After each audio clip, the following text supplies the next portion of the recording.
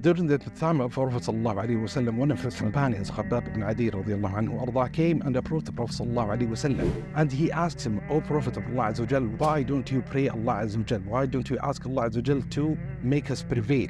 So the Prophet ﷺ told him that people before you, they would dig a hole in the ground and put a person and saw him in half, and that would never bring him back against his faith. They would use combs of irons and just remove his meat, his skin, and that would not let him abandon his belief. Then the Prophet ﷺ said Allah Azza wa Jal would take this matter to its end conclusion, not fearing anything but Allah Azza wa Jal. The problem that you are a bit hasty, want things to be finished so fast. So we have to understand that this is something that is normal. Allah Azza wa Jal mentioned in the Quran al-Kareem, did you assume, did you think, did you believe that we created you without any purpose, and you are not coming back to us?